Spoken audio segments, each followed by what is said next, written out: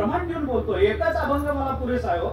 ज्ञानोबा लौकिकातले दिसतात की नाही? दिसतात. पण लौकिकातले आहेत का? नाहीत ना महाराज. लौकिकातले नाहीत. त्यांचं कर्म, त्यांचं रूप, त्यांचा आवाज, त्यांचा शब्द, त्यांचं अक्षर कानावर पडलं की कळतं हा महात्मा या पृथ्वीवरचा नाही. कैवल्याचा पुतळा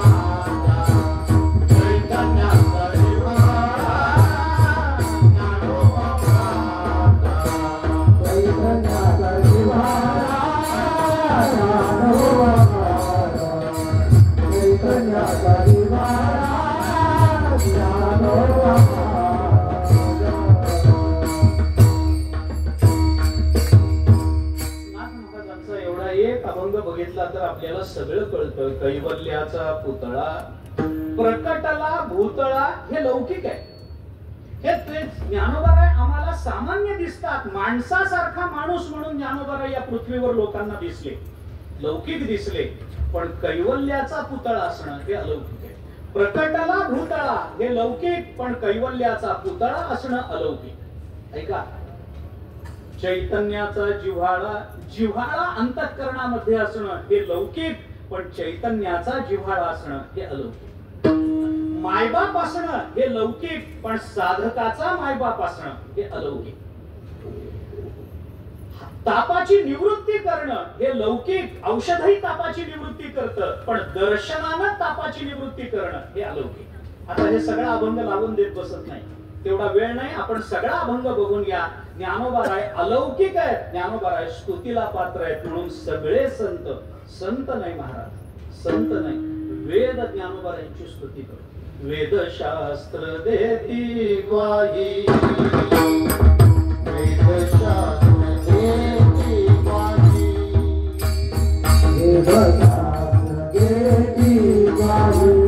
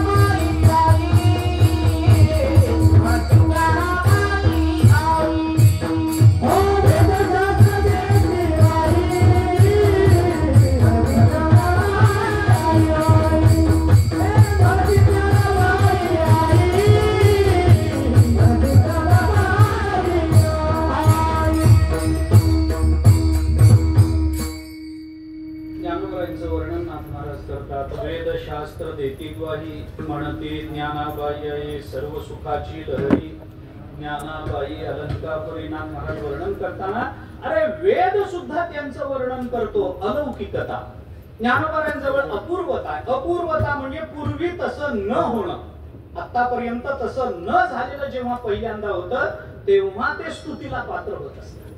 कधीच आतापर्यंत असं झालं नाही, आत्ता झालं. रेडा याच्या पूर्वी कधीच बोलला नव्हता, भिंत याच्या पूर्वी कधीच चालली नव्हती. आहेत ना उदाहरणं? ज्ञानोबरांच्या पूर्वी रेडा बोलल्याची उदाहरणं आहेत का? रेडा बोलल्याची उदाहरण, रेडा वेद बरेच रेडे बोलतात, मग त्यांच्याबद्दल काहीच म्हणायचं नाही. ते ज्ञानोबारांच्या आधी बोलत होते. मी गोठ्यातल्या रेड्यांविषयी बोलत नाही. पण रेडा वेद बोलला, भिंत चालली. आहेत का उदाहरण? आतापर्यंत असं उदाहरण नाही. अहो अभंग अलगदवर पाण्यावर तरुण आले. आहे का उदाहरण याच्या आधीच? नाही ना. ते स्तुतीला म्हणून पात्र ठरतात. अपूर्वता आणि अद्वितीयता. अद्वितीयता काय सांगू ज्ञानोबारांची? काय सांगू महाराज? गीतेवर इतक्या टीका आतापर्यंत भारत देशामध्ये झाल्या, हजारोनी झाल्या, शेकड्यानी झाल्या. महाराष्ट्रामध्ये अनेक झाल्या, संस्कृतात झाल्या, मराठीत झाल्या, हिंदीत झाल्या, बंगालीत झाल्या, गुजरातीत झाल्या. अशी भाषा नाही की ज्या भाषेमध्ये गीतेवर भाष्य झालं. परंतु ही सगळी भाष्य जरी गीतेवर झालेली असली तरी ज्ञानेश्वरी सारखी टीका अजून जन्माला आली नाही, पुढे येण्याची शक्यता नाही. याला म्हणतात अद्वितीयता. अद्वितीयता. ज्ञानेश्वरी सारखी दुसरी टीका नाही, ज्ञानेश्वरी सारखं दुसरं भाष्य नाही. अपूर्वता, अद्वितीयता, अलौकिकता या तिन्ही गोष्टी जेव्हा एकत्रित येतात तेव्हा ते स्तुतीला जर पात्र ठरत असतील तर तुकोबाराय प्रस्तुत अभंगामध्ये आपल्याला या तिन्ही गोष्टी बोलून दाखवतात. सगळा विस्तार करण्या एवढा वेळ माझ्या हातामध्ये नाही. तुकोबारायांनी संतांची स्तुती करताना आपल्याला एक त्यांचा महत्वाचा विचार, त्यांच्या जीवनातली अलौकिकता आपल्याला बोलून दाखवते. कारण हे जे जग आहे ना महाराज, हे जग एका विशिष्ट नियमामध्ये चालणार आहे. एक विशिष्ट नियम आहे या जगाला. तो नियम तुम्ही मोडू शकत नाही. तो नियम तुम्ही मोडू शकत नाही. त्या नियमामध्ये हे जग चालतं. याची उदाहरणं शास्त्रामध्ये बघायला आपण तर पुष्कळ उदाहरणं देता येतील. संस्कृतामध्ये मी बोलेन, आपल्याला सांगेन एक प्रमाण, पण त्याचा विस्तार करण्या एवढा वेळ माझ्या हातामध्ये नाही. जगद्गुरु शंकराचार्याने ब्रह्मसूत्र भाष्याच्या दुसऱ्या सूत्रावर भाष्य करत असताना जन्माद्यस्य यतः या सूत्रावर भाष्य करताना आचार्यांनी जगताबद्दलचं एक विधान केलं. माझ्याकडे विस्ताराला वेळ नाही, पण मी आपल्याला प्रमाण सांगून जातो. अस्य जगतः नामरूपाभ्याम व्याकृतस्य अनेक कर्तृभोक्तृ संयुक्तस्य प्रतिनियत देश काल निमित्त क्रियाफलाश्रयस्य मनसा अपि अचिंत्य रचना रूपस्य जन्म स्थिती भंगम या सर्व ज्ञात सर्व शक्तेः यत् कारणात् तत् ब्रह्म असं वाक्य ब्रह्मसूत्र भाष्यात आलं. आता या वाक्याचा अर्थ कळाला की नाही आपल्याला? मी पुढे चलतो. सांगावं तर लागेल की नाही मला याचा अर्थ काय. हे जग एका विशिष्ट नियमात चालतं. या जगतामध्ये काही करते, या जगतामध्ये काही भोगते, आणि या जगताचा महत्वाचा नियम जो आचार्यांनी सांगितला तो देश काल क्रिया फलाश्रय, देश काल निमित्त क्रिया फलाश्रयस्य. या जगत, हे जगत नियमानं चालतं. आपल्याकडे विविध ऋतू येतात, एका नियमानं येतात, एका क्रमानं येतात. आपल्याकडे कुठली गोष्ट एका क्रमाने होते. आपलं कीर्तन सुरू होताना सुद्धा एक विशिष्ट क्रम असतो.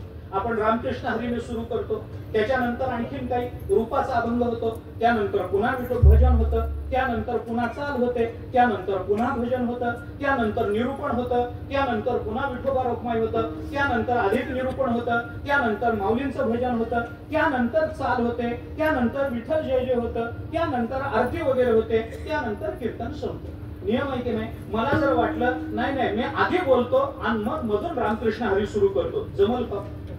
नियम आहे का नाही कीर्तनाचा? मला जर इथं कीर्तनाला उभं राहायचं असेल, माझ्या गळ्यात माळ पाहिजे का नाही तुळशीची? मी एकादशी करणारा पाहिजे का नाही? काही नाही तर नाही, निदान मला धोतर तरी नेसता आलं पाहिजे का नाही? एका तरी बांधता आला पाहिजे का नाही? 4 वाक्य बोलता तरी आले पाहिजे, 4 गोष्टी पाठ पाहिजेत, निदान हरिपाठ तरी पाठ पाहिजे हो.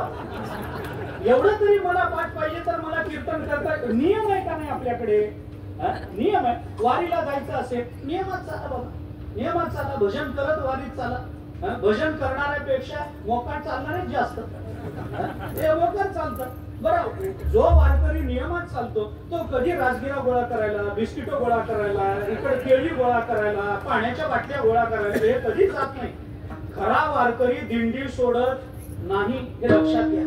हे सासवडच्या घाटामध्ये राजगिरा गोळा करणारे याचं काही. बरं, देवही असा गमतीचा आहे. देव असा गमतीचा आहे, त्यांना पिशवी भरून राजगिरा गोळा करू देतो आणि वर जाईस तर पिशवी भरली की असा पाऊस पाडतो. पिशवीतला राजगिरा खाता येत नाही आणि पिशवी फेकून दिल्याशिवाय गटकेत हे वय विचित्र. आम्हाला नियम आहे ना महाराज. वारकरी म्हणजे नियमात, धारकरी म्हणजे नियमात. आम्हाला माणूस म्हणून जगायचं असेल तर एक नियम, या जगाचा एक नियम आहे. उन्हाळा, पावसाळा, हिवाळा येतात तर एका क्रमाने येतात ना हो. पावसाळ्याला वाटलं मी मध्येच कधीतरी येतो असं होत नाही. त्यांनी उन्हाळ्यानंतरच आलं पाहिजे, नियमच आहे. पावसाळा झाला की मगच हिवाळा येणार, हिवाळा झाला की मगच उष्णता येणार. आता पूर्वीपर्यंत हिवाळा शिवरात्रीपर्यंत ताणला जात असे. शिवरात्री नंतर उन्हाळा सुरू होत असे. उन्हाळ्याचं किती ताणायचं? उन्हाळा उन्हाळा उन्हाळा जुलैपर्यंत. जुलैमध्ये पाऊस पडला, वरी सुरू झाला की मग पाऊस सुरू झाला. पावसात वारी करायची, सगळा चातुर्मास पावसात करायचा आणि दिवाळीच्या वेळेला जी थंडी सुरू व्हायची ती शिवरात्रीपर्यंत चालायची. क्रम होता ना हो. आताही तोच क्रम आहे.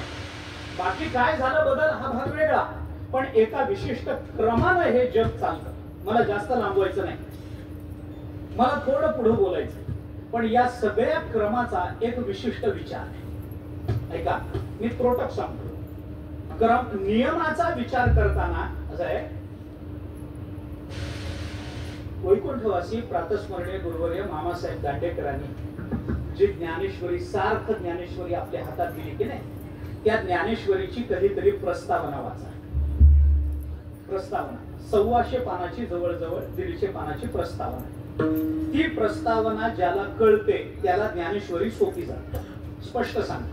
ती प्रस्तावना एकदा निवांतपणाने वाचा. मला त्याबद्दल काही बोलायचं नाही. त्याच्यात एका विचाराचा उल्लेख त्यांनी केलाय. तेवढ्या विचाराचा परामर्श घेऊन मला पुढे जायचं. त्यांनी असं सिद्ध केलं, त्यांनी असं सांगितलं की या जगतामध्ये भले जग नियमात चालणार असेल, भले जग नियमात चालणार आहे, त्या नियमाचा 4 पद्धतीने विचार करावा लागतो. ऐका, मी अभंगाकडे यायचंय म्हणून याचा आधार घेऊन पुढे जातो. 4 पद्धतीने नियमाचा विचार करता येतो. काही नियम माणसाला करता येतात आणि मोडता येतात. काही नियम माणसाला करता येतात, मोडता येत नाही. काही नियम माणसाला करता येत नाही, मोडता येतात.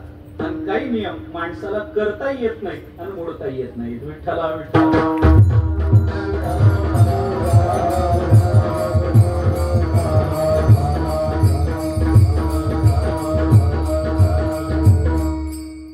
उल्लेख करत जातो.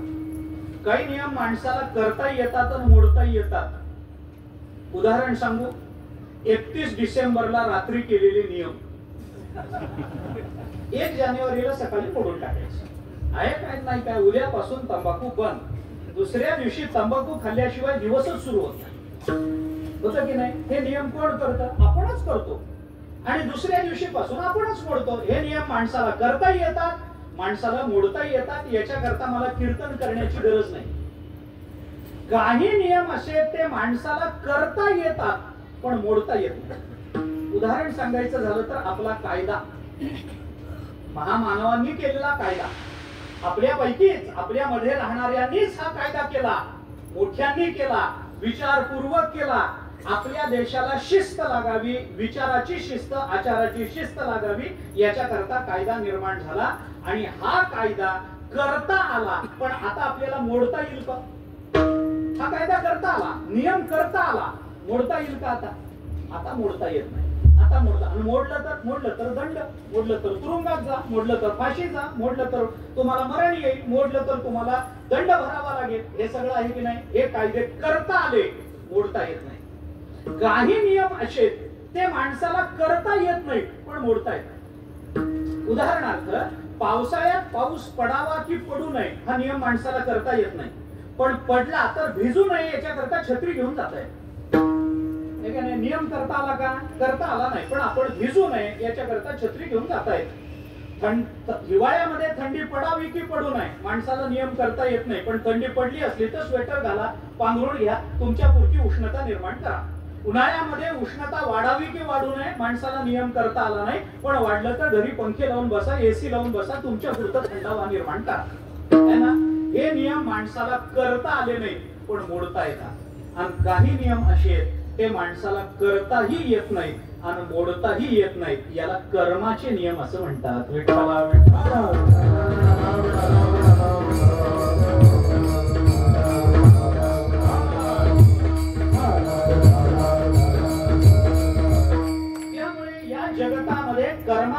नियम तुमच्या आमच्या पैकी कुणाला करताही आला नाही. बोलू, देवालाही करता आला नाही आणि देवाला मोडताही आला नाही. ऐका, हे नियम कुणाला करता येत नाही, हे नियम कुणाला मोडता येत नाही. कर्माचे नियम विचित्र असतात. मग हे नियम करतं कोण? तस्मात् शास्त्रम प्रमाणन्ते कार्य व्यवस्थितो. 16वा अध्याय शेवटचा श्लोक आपण गीतेचा पहा. ज्ञानोबरायांचं व्याख्यान त्याच्यावरचं वाचा.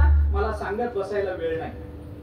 हे नियम, कर्माचे नियम माणसाला करता येत नाहीत आणि मोडता येत नाहीत. कारण कर्म माणसाच्या बरोबरीनं जन्माला येतं. आम्ही कोणतं कर्म स्वीकारावं आम्हाला करता येत नाही. नियम नाही करता आला आम्हाला, आणि हा नियम आम्हाला मोडता येत नाही. मी उदाहरणानं आपल्याला हे पटवून देतो. ऐका, का मी हा विचार सांगतो तेही बोलतो आपल्याला.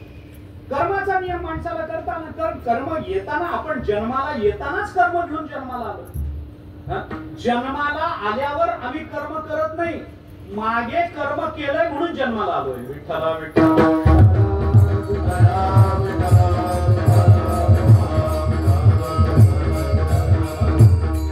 विधान ऐका ना. अगा करवी जे उरावे तै तिही सुख दुःखी फळावे, तया ते भोगावया यावे देहा एका. जन्म घेणे लागे वासने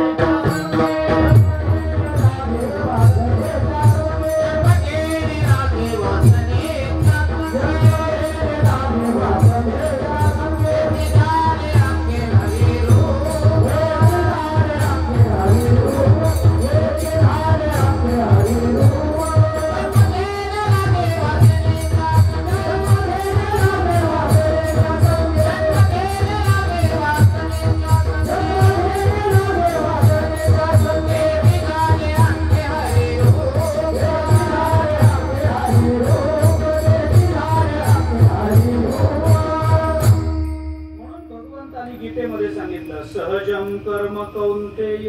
सहजम, सहज शब्द वापरा. सहज शब्दाचा अर्थ काय? सहज, आम्हाला कर्म सहज आहे म्हणजे काय? म्हणजे काय? सहज वेगळं आणि कर्म सहज आहे, सोपं नाही. गहना कर्मणो गती, गहन आहे. सहज आहे पण गहन आहे. ऐका, थोडासा विषयांतर होईल पण हे लक्षात ठेवा. आपण सहज शब्दाचा अर्थ काय? जगद्गुरु शंकराचार्यांनी सहज शब्दाचा अर्थ करताना गीता भाष्यामध्ये सांगितलं, जन्मना एवं उत्पन्नम सहजम. जे जन्माबरोबर आपल्याला प्राप्त होतं त्याला सहज म्हणतात. सहज वेगळं आणि सोपं वेगळं. एका वाक्यात फरक सांगतो म्हणून म्हणलं विषयांतर होईल पण करणार नाही. सहज म्हणजे काय? ज्याच्या प्राप्तीत अडचण नसते त्याला सहज म्हणा, आणि ज्याच्या आचारात अडचण नसते त्याला सोपं म्हणा. कर्म सहज आहे, सोपं नाही. नाम सोपं आहे, सहज नाही. ते नाम सोपे रे, सहज रे नाही. ते नाम सोपे रे. तुका म्हणे सहज आहे सर्वाहुनी, नाही ना. ते तुका म्हणे सोपं वेगळं, सहज वेगळं.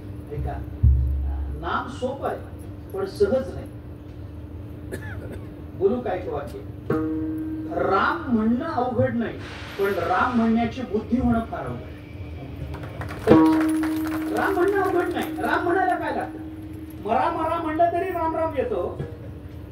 राम म्हणणं अवघड नाही पण आपण राम म्हणलं पाहिजे अशी बुद्धी होणं, याला जन्म जन्मांतराचं पुण्य लागतं. ते सोपं आहे.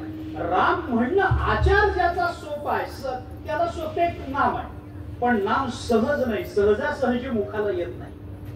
तिळे तिळे पुण्य साचा पुढे. आता हे किती सांगत बसू मी आपल्याला. ज्ञानेश्वरी वाचा ना आपण. ज्ञानोबा 9व्या अध्यायामध्ये बोलून दाखवतात ते पहा आपण. जयाची वाची पुढा तुझी, नाम नाचतासे माझे, जन्म सहस्त्र ओळखीजे एक वेळ यावया. बोलतात माझं नाव, भगवान मुखातून बोलताना भगवान बोलतात, अर्जुना माझं नाव एकदा मुखाला यायला हजारो जन्माचं पुण्य लागतं. नाम सोपं नाही तोंडाला. मी आपल्याला काय सांगू, जुनं जाऊ द्या, मी नवीन सांगतो. आपल्याला कीर्तन चालू असतं. कीर्तनामध्ये कीर्तनकार विठ्ठल विठ्ठल, सगळे टाळकरी मंडळी विठ्ठल विठ्ठल म्हणतात. ज्याची दोन्ही तोंड चांबड्याची आहेत तो पखवाजही दोन्ही तोंडाने विठ्ठल विठ्ठल म्हणतो. ज्याच्या तारा धातूच्या आहेत तो वीणा सुद्धा पाचही तारांनी विठ्ठल विठ्ठल म्हणतो. पण बसलेल्या पैकी कुणाला म्हणावं वाटत नाही ना. याच्यातच सगळं आलं. विठ्ठला विठ्ठला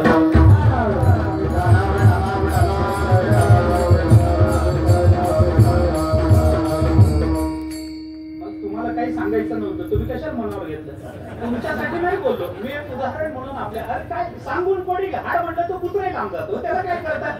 सांगितल्यावरचा मुद्दा नाही, मनाला आपल्या तोंडाला आलं का, आलं का येत नाही. कारण नाम हे सोपं आहे, ते सहज नाही, आणि कर्म सहज आहे, कर्म सोपं नाही महाराज. म्हणून आपण जेव्हा कर्म जन्माला येतो तेव्हा आपलं कर्म बरोबर घेऊन येतो, आणि कर्म घडलं की कर्माचं फल भोगावं लागणं हा नियम आहे. विठ्ठला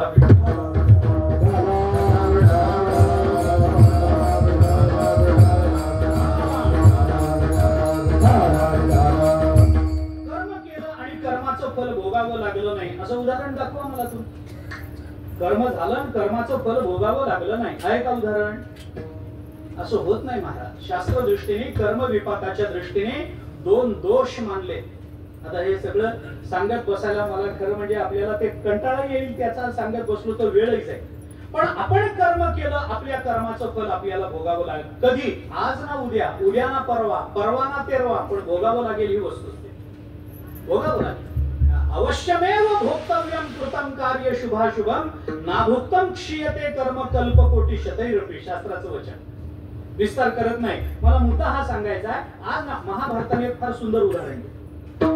महाभारताचं वचन सांगतो मी. महाभारताने असं म्हटलंय, यथा धेनु सहस्रेषु वत्सो विंदती मातरम तथा पूर्व कृतं कर्म कर्तारम अनुगच्छति. काय होतं? आता उदाहरण म्हणून सांगतो. 1000 गायीचा कळप आहे. हजार गायीचा कळप रानामध्ये चारायला जात असताना त्याच्या मागे गुराखी असतो. त्या गुराख्याला बरोबर कळतं त्या हजारो गायींच्या कळपामधलं एखादं वासरू मागे कुठेतरी काट्यामध्ये अडकतं. मग त्या गुराख्याच्या बरोबर लक्षात येतं आमच्या गायीचं वासरू दिसत नाही. मग तो गुराखी मागे जातो, अरे काय वाघानं नेलं का, इकडे झालं का, खड्ड्यात पडलं का, काट्यात अडकलं का, तो शोधाशोध करतो. काट्यामध्ये अडकलेलं ते वासरू त्याला दिसतं. ते वासरू लहान बिथरलेलं असतं, आईपासून लांब गेलेलं ते वासरू बिथरलेलं असतं. त्याच्यावरचे काटे वगैरे तो गुराखी काढतो आणि काढून त्या वासराला उचलतो आणि या 1000 गायींच्या कळपामध्ये आणून ठेवतो. आणून सोडल्याबरोबर ते वासरू प्रत्येक गायीच्या तोंडाकडे बघत जातं का, ही माझी आई आहे का, ही माझी आई आहे का? नाही, ते प्रत्येक गायीच्या तोंडाकडे बघत नाही. ते जसं बरोबर आपल्या आईच्या स्तनाला जाऊन लागतं तसं आपण केलेलं कर्म तोंड न बघता बरोबर आपल्या उरावर येऊन बसतं. विठ्ठला विठ्ठला.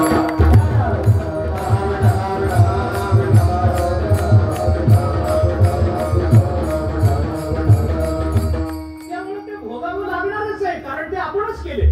लक्षात घ्या. त्यामुळे ते जसं म्हणून तुम्हाला सांगतो, एक वेळ जुळ्या मुलामध्ये आई फसल पण कर्म फसत नाही. हे लक्षात घ्या. हा राम आहे का श्याम आहे आईला कळणार नाही. आई रामला दोनदा आंघोळ घालून काढत, एकदा रामला घातली आणि एकदा श्यामला घातली म्हणून. हा राम आहे का श्याम आहे कदाचित आईला कळणार नाही, पण रामच्या कर्माचं फळ श्याम कधी भोगणार नाही, कधीच नाही. एक वेळ जुळ्या मुलामध्ये आई फसेल, बाप फसेल, पण कर्म फसत नाही. कारण ज्याचं कर्म आहे त्याचं त्याला भोगावं लागेल, याला अंत नाही. आणि या नियमातून कुणाची सुटका नाही. मी आपल्याला प्रमाण देऊन बोलतो. पंचदशी काढा आपण. अवश्यम भावी भावानां प्रतिकारो भवेद यदि तदा दुःखैर न लिप्येर नल राम युधिष्ठिरा. मोठ्यांची उदाहरणं दिली. नल राम युधिष्ठिरा मोठ्यांची उदाहरणं दिली. या तिन्ही कथा सांगत बसत नाही मी, तेवढा वेळ माझ्या हातामध्ये नाही. मला अभंगाचा विचार थोडासा अंश रूपाने तरी आपल्या समोर मांडला पाहिजे. ऐका, अहो एवढा मोठा राजा युधिष्ठिर, त्याच्या एवढा सज्जन कोणी नाही. आयुष्यभर खरं बोलत आला. माहिती ना आपल्याला चरित्र धर्मराज युधिष्ठिराचं सांगावं लागू नये. धर्मराज युधिष्ठिर आयुष्यभर खरं बोलत आले, पण स्वर्गाला जाताना मात्र जाता जाता त्यांच्या पायाचा एक अंगठा गळून पडला. कशामुळं? एकदा अर्ध सत्य बोलले म्हणून. एकदाच आणि किती पूर्ण असत्य नाही, अर्ध सत्य. पूर्ण सत्य नाही, पूर्ण असत्य नाही, त्याच्यात अर्ध खरं होतं, अर्ध खोटं. नरो वा कुंजरो अश्वत्थामा अतः नरो वा कुंजरो. महाभारतात हा श्लोक नाही, पण अवांतर कृतीमध्ये आहे. सोडून द्या, मला त्याबद्दल त्याच्या प्रामाण्याची चर्चा करायची नाही, पण घटना घडली ती खरी है ना. ते आता ती कथाही आपल्याला माहिती आहे. द्रोणाचार्य कुणाला आटोपाने एकदम द्रोणाचार्य रणांगणामध्ये सेनापती म्हणून उतरले आणि मग कुणालाच आवडेनासे झाले. मग धर्मराज युधिष्ठिर वगैरे हे सगळे पांडव आले देवाकडे. देवाला विचारलं, देवा द्रोणाचार्य आमचे गुरु आहे, आमच्या विरोधात सेनापती म्हणून उभे आहेत, शेवटी गुरु आहे, गुरुने आम्हाला दिलेली विद्या आहे, आम्ही गुरुवर उलटवू शकत नाही, आणि किती उलटवण्याचा प्रयत्न केला तरी ते गुरु आहेत ना, आमच्यापेक्षा त्यांना जास्त माहिती असणार. शेवटी गुरु तो गुरु असतो आणि चेला तो चेला असतो ना. गुरुला जेवढं कळतं, चेल्याला सगळं सांगितलेलं असलं तरी गुरु एवढं कळत नसतं, है ना. असं होतं.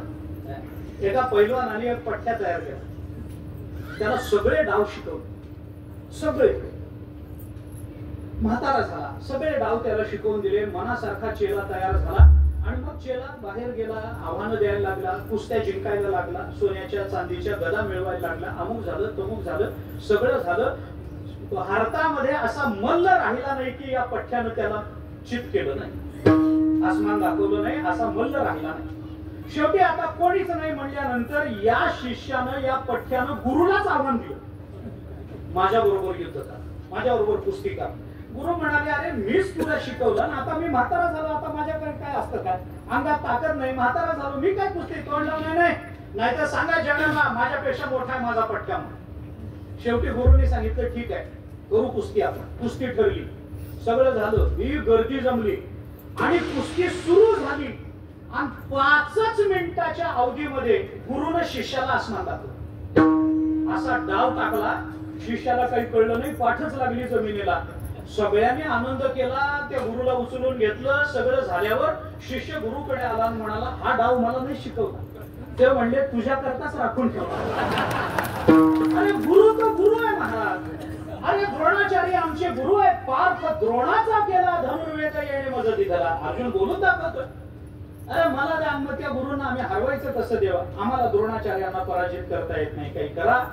मग भगवंतांनी सांगितलं, एक लक्षात घ्या, तुम्हाला एक नीती सांगतो, युद्ध नीती. काय नीती आहे? जेव्हा आपला शत्रू आपल्याला बळानं पराजित करता येत नाही, त्यावेळेला त्याचं मानसिक खच्चीकरण करा, म्हणजे त्याचं शारीरिक बळ हे निरुपयोगी ठरेल. देवाने तेव्हा सांगितलेला नियम लोक अजून पाळतात. जाऊ द्या, काही का असे ना, आपल्याला काय करायचंय, परंतु करा. मग काय करा? मग देवाने स्मरण करून दिलं, तर त्या द्रोणाचार्यांनी प्रतिज्ञा केली होती, माझा अश्वत्थामा मेला हे ज्या दिवशी मला कळेल त्या दिवशी धनुष्यबाण खाली ठेवली. मग अश्वत्थाम्याला मारा. अश्वत्थामा मरत नाही, चिरंजीवाच्या यादीत पहिलं नाव त्याच आहे.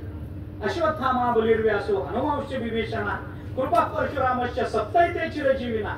चिरंजीव अश्वत्थामा मरत नाही. मग काय करा?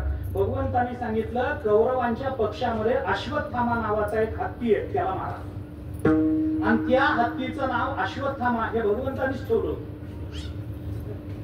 त्याच्या मागे मोठी कथा आहे, ते सांगत बसलो तर रात्र जाईल. प्रारब्ध क्रियमान तिकडच. मग देवाने सांगितलं हत्तीला मारा. ते मारलं आणि अश्वत्थामा मेला. अश्वत्थामा हतहा हतहा हतहा मेला मेला मेला मेला.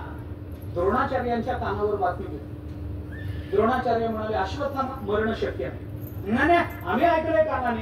द्रोणाचार्य म्हणाले, तुम्ही काही ऐका, अश्वत्थामा खरंच मेला का नाही हे मी धर्मराज युधिष्ठिराला विचारेल, तो खरं बोलणार आहे, तो मला सांगेल, त्याच्यावर माझा विश्वास.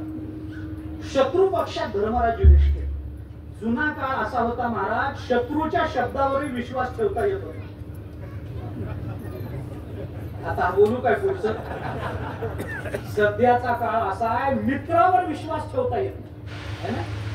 मग द्रोणाचार्य निघाले आणि जेव्हा धर्मराजाला कळलं की द्रोणाचार्य मला विचारायला निघाले खरं का खोटं, त्या वेळेला धर्मराज घाबरले आणि भगवंताकडे जाऊन म्हणाले, देवा अडचणीत आलो, सोडवा.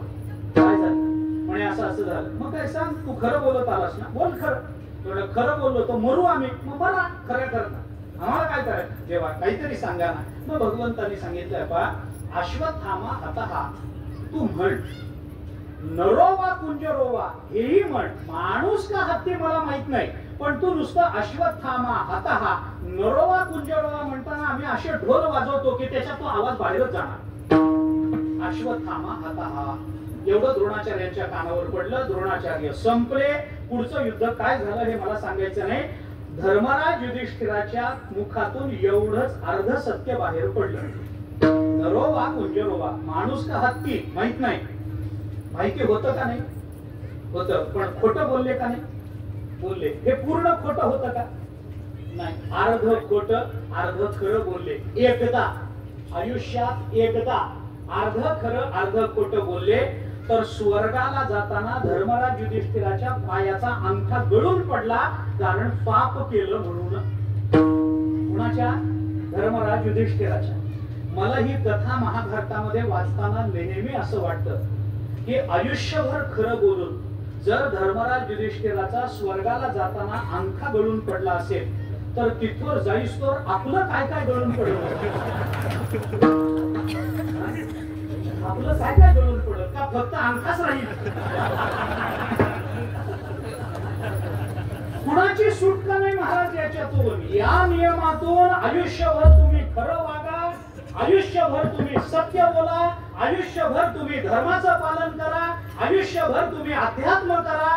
कर्माच्या नियमातून या जगतामध्ये कुणाचीही सुटका नाही, हे लक्षात घ्या. का नाही याचं कारण, हे नियम एवढेच असं समजू नका. या नियमाचा फार व्यापक विचार आहे महाराज, फार व्यापक विचार आहे. कर्म आणि कर्माचं फळ असं आहे. शास्त्राचं चिंतन सांगतो मी आपल्याला, उगी गंमत म्हणून दोन गोष्टी सांगून जातो. शास्त्राचं चिंतन आहे. काय असतं? कर्म आणि कर्माचं फल याचे दोन नियम प्रमुख विचारात घ्यावे लागतात. कर्म विपाकाच्या दृष्टीने प्रमाण देऊन बोलतो. ऐका, दोन नियम. पहिला नियम असा आहे की कर्म केलं आणि कर्माचं फल मिळालं याच्यामधलं अंतर जेवढं जास्त वाढत जातं तेवढं कर्माचं फल तीव्र होत जातं. सांगतो, कर्म आणि कर्मफल याच्यातलं अंतर जेवढं वाढत जातं तेवढं कर्मफल तीव्र होत जातं.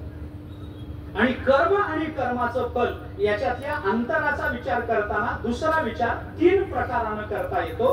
काही कर्म केली की लगेच फल मिळतं, काही कर्म कालांतरानं फल देतात आणि काही कर्म जन्मांतराने फल देतात. उदाहरण सांगतो मी, उदाहरण सांगतो. काही काही कर्म केल्याबरोबर फल आहे. उदाहरणार्थ विस्तवाला स्पर्श केल्यावर किती आठवड्यांनी चटका बसतो? विस्तवाला हात लावल्यावर किती आठवड्यांनी चटका बसतो? इथं किती आठवडे? आमच्याकडे लगेच बसतो, तुमच्याकडे कसं आहे? जरा पाण्याचा प्रदेश आहे म्हणून विचार. किती आठवड्यात? नाही हो, हात लावायचा उशीर, चटका बसायचं फल तयार आहे का नाही? कर्म केलं, फल मिळालं. काही काही गोष्टी अशा आहेत की त्या कर्मात कालांतरानं फल देतात. आज आम्ही कर्म करावं आणि म्हातारपणात आम्हाला त्याचं फल मिळावं. याची उदाहरणं पुराणामध्ये पुष्कळ आणि मांडव्य ऋषी उदाहरण आहे, सौभरी ऋषी उदाहरण, पुष्कळ उदाहरण आहे. त्याची सोडून द्या. कर्म केल्यानंतर कालांतराने फल मिळतं आणि कर्म केल्यानंतर जन्मांतराने फल मिळतं. पूर्व जन्मी पाप केले हे नुसते विस्तारले नाही, बहु. हे बहु का? कारण जन्माचं अंतर पडलं ना, मग ते कर्म तीव्र झाले. आजचं नाही, आम्ही फार जन्मापासून पुण्य करतो. जन्मोजन्मी आम्ही बहु पुण्य केले तेव्हा या विठ्ठले कृपा केली. जन्मोजन्मीच्या सायासी विठ्ठल लाधला पुंडलिकासी, पूर्व पुण्य केले व माये विठे लाधले या विठोबाचे पाय. ज्ञानोबा कितीतरी प्रमाण मी आपल्याला देतो. म्हणून भीष्माचार्य शरपंजरी पडले. कर्म आणि कर्मफल अंतर वाढलं की तीव्र होत जातं. भीष्माचार्य शरपंजरी पडले, बाणाच्या गादीवर झोपले. पांडव भेटायला गेले आणि भेटल्यानंतर भगवान बरोबर होते. भीष्माचार्यांनी भगवंताला विचारलं, देवा, आयुष्यभर सत्य प्रतिज्ञा राहिलो, केलेल्या प्रतिज्ञा कधी मोडल्या नाही, ब्रह्मचर्य पाळून राहिलो आणि आयुष्याच्या शेवटी बाणाच्या गादीवर झोपायचं काय म्हणून माझ्या नशिबाला आलास? भगवंतांनी सांगितलं, भीष्माचार्य हे आजचं नाही, मागच्या जन्मात. दाखव तुम्हाला, दाखवा. भगवंतांनी भीष्माचार्यांच्या डोळ्यासमोर एक चित्रपट उभा केला आणि सगळं त्या एका जन्मामध्ये भीष्माचार्य राजकुमार होते. रस्त्यानं जाताना रस्त्यावर पडलेला एक सरडा त्याने बाणाच्या टोकाने उडवला आणि तो एका निवडुंगाच्या झाडावर पडला. थोड्या वेळ ते निवडुंगाचे काटे तिथं त्याच्या शरीरात राहिले. त्या निवडुंगाला सरड्याचं वजन सहन झालं नाही, काट्याला घेऊन तो सरडा जमिनीवर पडला. एवढं दाखवल्यानंतर भगवंतांनी भीष्माचार्यांना विचारलं, सरड्याने तुमचं काय घोडं मारलं? सरड्याने काय घोडं मारलं? कशाला त्याला उडवलं? मग तो काट्यावर पडला ना, तुम्हाला बाणावर झोपावला. त्या भीष्माचार्याने विचारलं, देवा मान्य आहे, माझी तक्रार संपली. तक्रार संपली, माझ्याकडून कर्म घडलं, मला फल मिळालं, माझी तक्रार संपली. पण एक प्रश्न आहे. काय प्रश्न? त्यांनी सांगितलं मी सरड्याला उडवलं, सरडा निवडुंगाच्या काट्यावर पडला, निवडुंगाच्या काट्यावर सरडा पडला 6 क्षण, आणि मी बाणाच्या गादीवर आहे 6 महिने. काय संबंध? भगवंतांनी सांगितलं हे जुन्या जन्मातलंय, त्यामुळं त्या 6 क्षणाचे दर साल दर शेकडा वाढत वाढत 6 महिने झालेले आहेत, हे लक्षात घ्या. कर्माचं फल मिळायला विलंब झाला ना की माणसाच्या कर्माचं फल तीव्र होत जातं. आणि म्हणून आपल्याला आपलं, म्हणून हिंदी भाषेत म्हण आहे नेकी कर कुएं में डाल, विसरून जा, विस्तार करत नाही. म्हणून आपल्या कर्माची फळं आपल्याला भोगावी लागतात. हा जगाचा नियम. केले कर्म झाले त्याची भोगाले,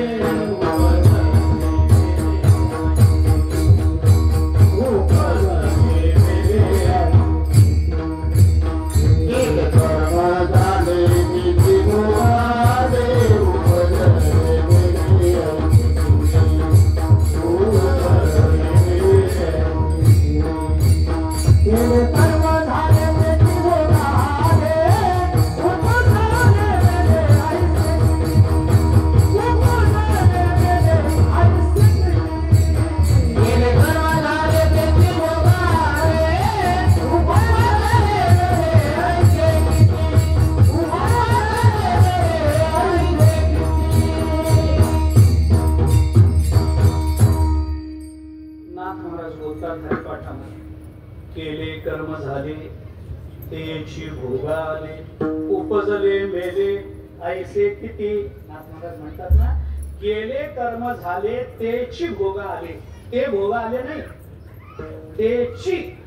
आणि हा च जो आहे ना तो तेवढ्या पुरता नाही, सगळ्या चरणात लावावा लागतो. केलेलंच कर्मच आपल्यालाच भोगावंच लागतं. सुटत नाही महाराज, माणूस सुटत नाही, देव सुटले नाही.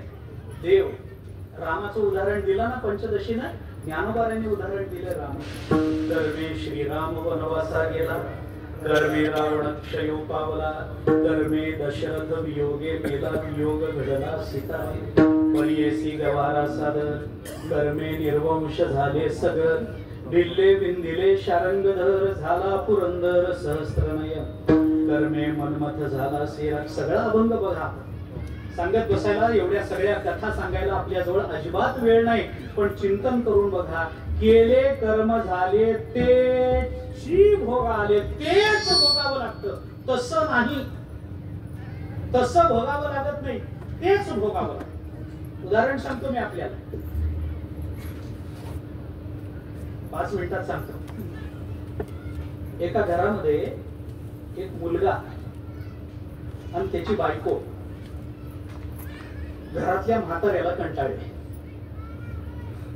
म्हातारा मनुष्य म्हातारा झालेला, जेवण खाण सगळं जागेवर, मुलगा सून दोघंही कंटाळले. त्या म्हाताऱ्याला बाहेर ठेवून गेलं एका खोलीमध्ये. त्याच्याकडे बघणं नाही, मुलं त्याच्याकडे, नातवंड त्याच्याकडे जात नाही, हे दोघं त्याच्याकडे बघत नाही. पण म्हातारा करतो काय, आपलं प्रारब्ध तसं आहे म्हणून गप्प बसला. एके दिवशी कामावरून आल्यानंतर त्या मुलाने आपल्या बायकोला सांगितलं, माझ्या मनात एक विचार आलाय. काय विचार आलाय? म्हणे आता बापाला तर आपण कंटाळलोय, बाप नको आपल्याला, आता मरय ना, काय करावं? त्याने सांगितलं, माझ्या मनात आता ऑफिस मधून येता येता एक विचार आला की बापाला घेतो आणि वृद्धाश्रमात नेऊन ठेवतो. बायको म्हणाली, फार चांगला विचार, फार छान, असा नवरा मिळायला मी किती जन्माचं पुण्य केलं असतं. किती चांगला विचार तुम्ही करता, घेऊन जा, ताबडतोब वृद्धाश्रमात ठेवून या. बापोरानं बापाला घेतलं, रिक्षा गाडीमध्ये बसवलं, वृद्धाश्रमामध्ये नेऊन सोडलं. गंमत अशी असते महाराज, म्हातारी माणसं मांजर तुम्ही किती लांब सोडून या,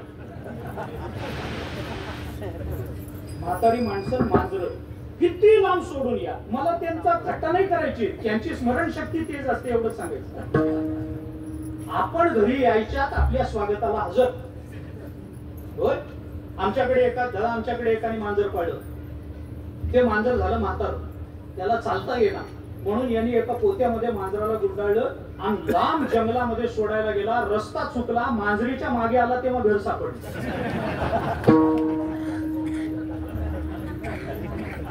आपण घरी यायच्या आत ही घरी आलेले असतात. पोरग कंटाळलं, आता काय करावं? पुष्कळ विचार विनिमय झाला, काही सुचेना. बाप तर मरत नाही, घरात तर त्याला सांभाळावं वाटत नाही, त्याच्यामुळे आपण अडकून पडलो. सून लक्ष देत नाही, पोरग लक्ष देत नाही. एके दिवशी ऑफिस मधून येताना त्यांनी अजून विचार केला आणि घरी आल्यावर बायकोला सांगितलं, आता एक उपाय माझ्या लक्षात आला, तेवढा करतो. म्हणे काय करायचं? काही नाही म्हणे, यांना तीर्थयात्रेचं निमित्त दाखवतो, प्रयागला घेऊन जातो आणि नदीमध्ये देतो ढकलून. त्याच नको आपल्या घरात, देतो ढकलून नदीमध्ये.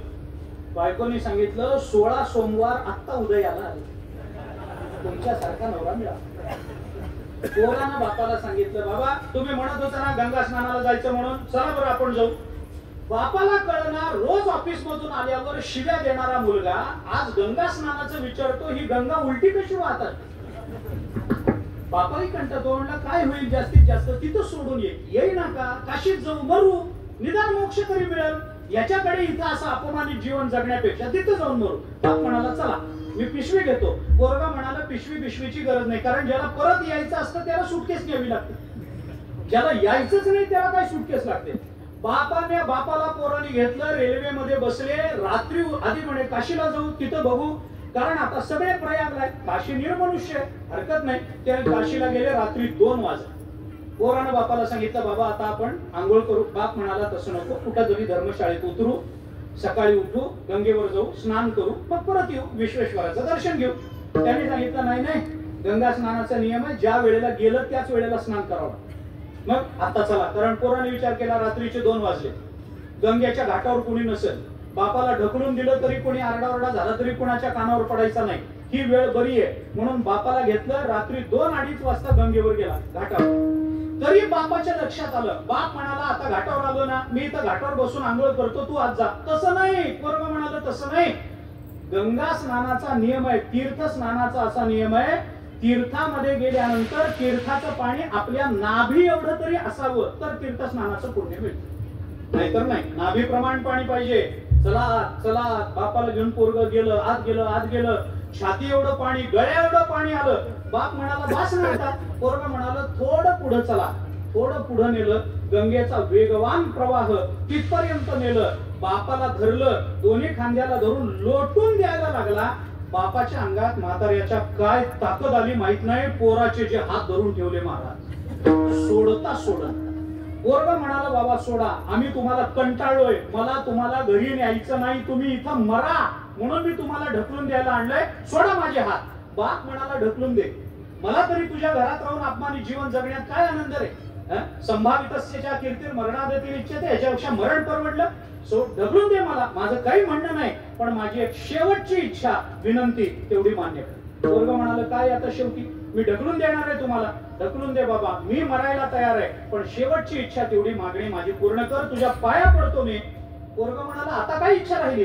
बाप म्हणाला काही नाही बाबा, एकच इच्छा आहे, मला ढकलून द्यायचंय ना, खुशाल ढकलून दे, पण इथं ढकलू नको, थोडं वरच्या अंगाला नेऊन ढकल. माझी काही इच्छा, काही म्हणणं नाही, थोडं वरच्या अंगाला नेऊन ढकल. पोरग म्हणाला कशा करता वरच्या अंगाला? वर ढकललं तर इथूनच वाहत जाणार, इथं ढकललं तर इथूनच जाणार, कशा करता वरच्या अंगाला? इथं का नको? बापानं सांगितलं कारण मी माझ्या बापाला इथंच ढकललं होतं म्हणून. याला म्हणतात केले कर्म झाले तेची, तसं भोगाला आलं नाही, तेची भोगा आले. हा कर्माचा नियम आहे आणि या नियमातून जर देवही सुटले नसतील तर अवघा देवची झाला तरी तो या कर्मातून सुटणार. म्हणजे कर्माच्या नियमातून जर जगाची सुटका नाही, प्रारब्ध भोग, मी संचित आणि क्रियमाणाबद्दल आता बोलत नाही, पण प्रारब्ध एकाच मार्गाने चुकवता येतं, भोग भोगवून. प्रारब्ध भोगल्याशिवाय संपत नाही. मग प्रारब्ध जर भोगल्याशिवाय संपत नाही, याच्यातून जीवाची काय देवाचीही जर सुटका नाही तर तुकोबाराय हे प्रारब्ध भक्ताला लागत नाही असं म्हणतात अभंगाचं पर्याय. प्रारब्ध क्रिया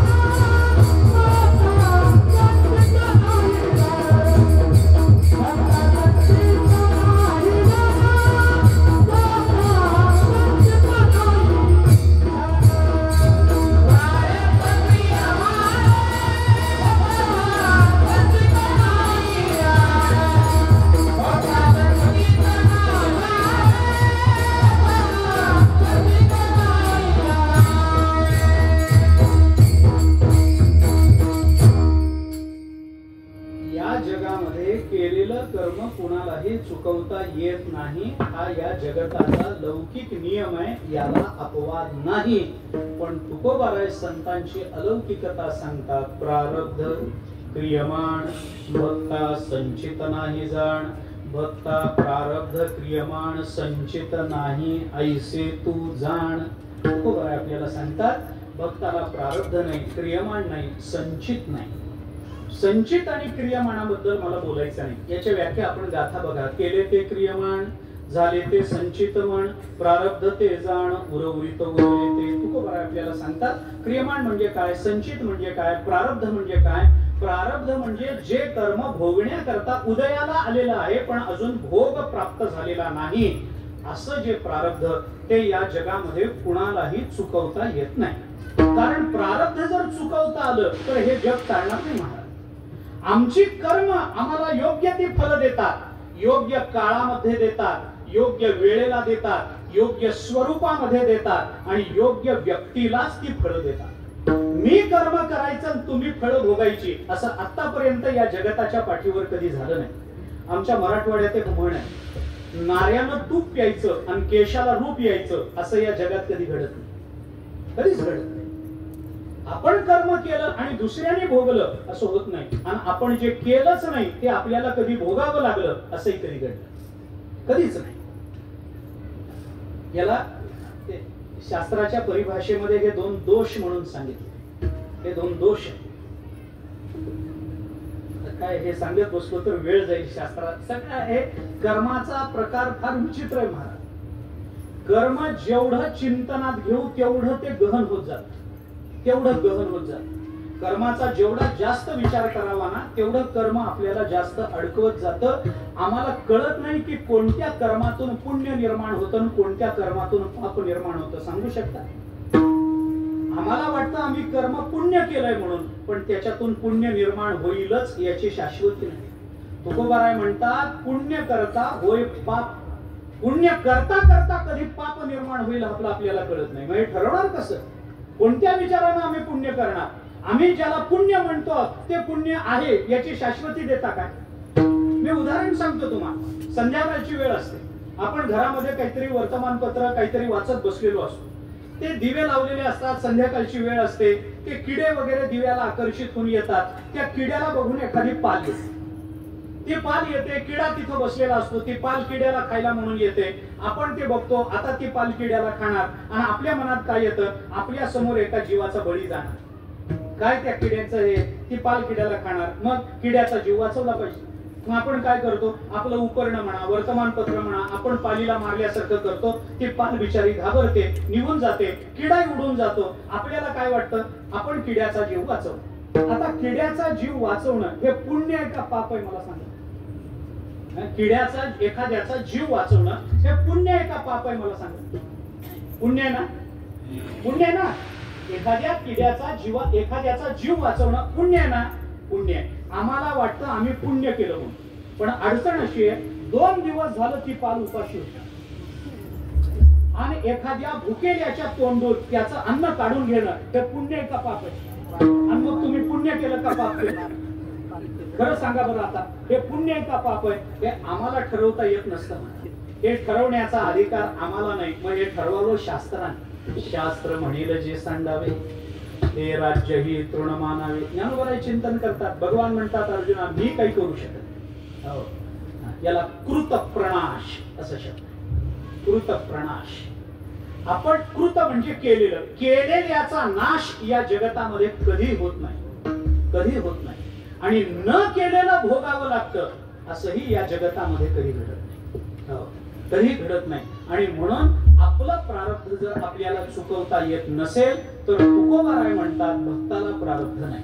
तुटे भवरोग संचित क्रियमाण भोग ऐसे विठोबाचे नाम उच्चारिता खंडे जन्म. आमचा भोग कसा संपेल महाराज? पण तुकोबाराय म्हणतात भक्ताला संतांना कोणत्याही पद्धतीचं प्रारब्ध नसतं. आता संतांना प्रारब्ध नाही, संत इथंच आहेत ते.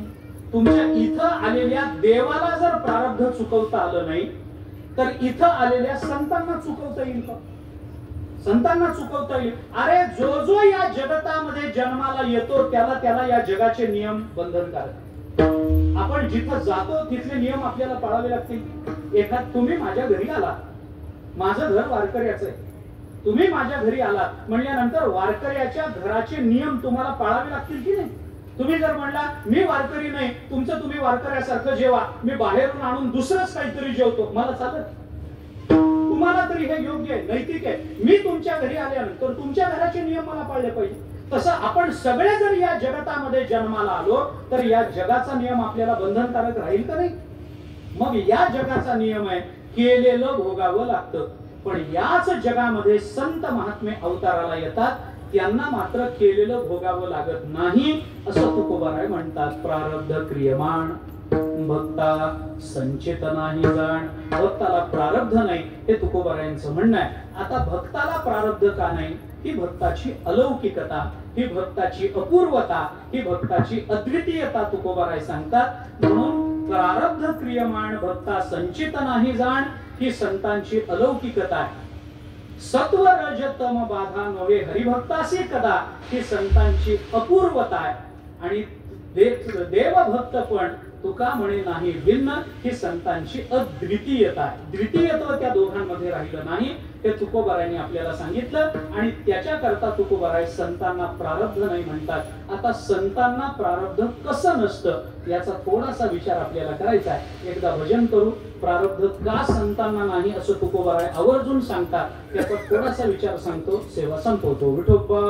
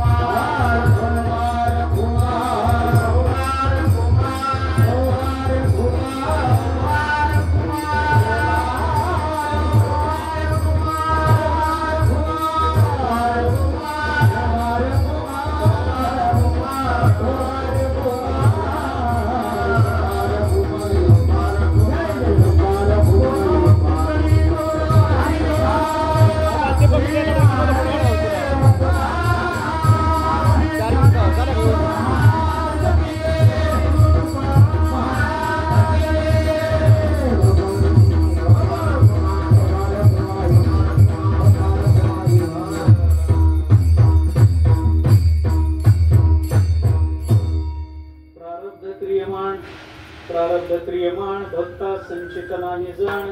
अवघा देवची झाला पाहिजे भरून या अंतर्बाह्य. जगद्गुरु संत श्रेष्ठ श्री तुकोबाराय या अभंगामध्ये संतांचं वर्णन करतात. संतांना प्रारब्ध नाही, संत अवघा देवची झाले, संत जगताला अंतर्बाह्य भरून राहिले, संतांना तिन्ही गुणांचा स्पर्श केली. पण याच्यातला जो मुख्य विचार आपण पाहतो आहोत तो म्हणजे संतांना प्रारब्ध नाही असं तुकोबाराय बोलून दाखवतात. ज्ञानोबारायांना प्रारब्ध आहे का? तुकोबारायांना प्रारब्ध आहे का? तर यांना कोणत्याही पद्धतीचं प्रारब्ध नाही असं तुकोबारायांचं म्हणणं आहे. तर ते प्रारब्ध कसं नाही? कारण प्रारब्ध भोगावं लागणं हा जगाचा नियम आहे. मग संत याला अपवाद का? हीच संतांची अलौकिकता आहे, हे लक्षात घेतलं पाहिजे. ते इथं येऊन कर्माच्या बंधनात असल्यासारखी कर्म करतात, पण त्यांना कर्माचं कोणतंही बंधन नाही. तुकोबारायांनी काय केलं म्हणजे तुकोबारायांना पाप लागलं? ज्ञानोबाराय काय बोलले म्हणजे ज्ञानोबारायांना पाप लागेल? सांगा बरं.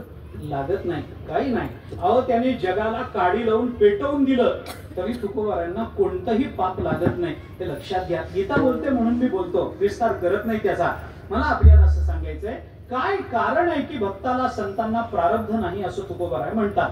सगळ्या जगाला प्रारब्ध भोग असताना, देवालाही प्रारब्ध असताना संतांना प्रारब्ध नाही असं तुकोबाराय म्हणतात. याची 2-3 कारण फक्त मी आपल्या समोर ठेवतो. वेळेच्या मर्यादेमध्ये अगदी धावता विचार सांगतो.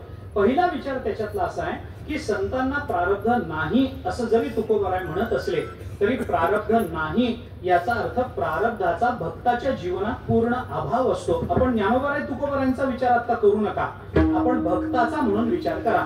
भक्ता संचित नाही जाण असं म्हटलं ना, मग त्यांना प्रारब्ध नाही असं नाही, मग आहे ना, मग नाही का म्हटलं, त्याचं कारण सांगतो.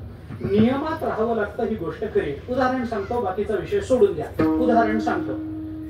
आपल्या देशामध्ये कायदा आहे, गाडी चालवताना रस्त्यानं कोणत्या बाजूने चालवावी, डाव्या बाजूने गाडी चालवावी, हा या देशाचा कायदा आहे. कुणा करताय? सगळ्यांकरताय का विशिष्ट लोकांकरताय? सगळ्यांकरता. मी जर म्हणलं मला हे चालणार नाही, मी हरिभक्ती परायण परमपूज्य आहे, तरी सुद्धा डाव्या बाजूने जा, नाहीतर पुढच्या वर्षी पुण्यतिथी साजरी करावी लागेल. परमपूज्य असलास तरी पुण्यतिथी होईलच. मी जर म्हणलं नाही मी उजव्या बाजूने जातो, मर ना, तुला काही नाही सांगितलं नाही, तू मरशील, तुला त्याचा भोग भोगावा लागेल, दंड भोगावा लागेल, शिक्षा भोगावी लागेल. रस्त्याच्या डाव्या बाजूने या देशातल्या प्रत्येक नागरिकानं चालवावं असा या देशाचा नियम आहे. बरोबर आहे की नाही? बरोबर आहे. आता ऐका, आपल्या शहरामध्ये एखाद्या वेळेला पंतप्रधानाच्या गाड्या येतात, पंतप्रधान राष्ट्रपतींच्या गाड्या येतात. राष्ट्रपतींच्या गाड्या आल्या की त्यांचा प्रत्येक क्षण महत्वाचा असतो, कारण देशाकरता ते नियोजित आहेत. त्यामुळे त्यांचा प्रत्येक क्षण, प्रत्येक मिनिट, प्रत्येक वाक्य त्यांचं सगळं महत्वाचं असतं. त्यामुळे त्यांना रहदारीमध्ये अडकवून ठेवता येत नाही. म्हणून मग त्या शहरातले पोलीस काय करतात, सगळ्या गाड्या डाव्या बाजूला घेतात आणि उजव्या बाजूचा सगळा रस्ता राष्ट्रपतींकरता मोकळा ठेवतात. राष्ट्रपतीच्या गाड्या येतात आणि उजव्या बाजूने जातात. राष्ट्रपतीच्या गाड्या उजव्या बाजूने पुढे निघून जातात. आता या गाड्या जाताना एखाद्या चौकातला पोलीस त्यांना जर शिट्टी वाजवून म्हणेल, थांबा, तुम्ही चुकीच्या मार्गाने आलाय, एक तर लायसन्स दाखवा, नाहीतर 50 रुपये द्या पुढवा. असं जर एखाद्या पोलिसांनी राष्ट्रपतीला सांगितलं तर चालतं का? बरं, उजव्या बाजूने गाड्या जाणं हे बरोबर आहे का, योग्य आहे? तुम्ही मगाशी काय म्हणाला, रस्त्याच्या कोणत्या, या देशाचा नियम काय आहे? डाव्या बाजूने. राष्ट्रपती या देशाचा एका परदेशातून मागवलाय, याच देशाचा आहे ना, मग त्यालाही हा नियम लागू असेलच ना. मग राष्ट्रपतीच्या गाड्या उजव्या बाजूने गेल्या, दोष, गुन्हा, चूक मानायची का मानायचं नाही?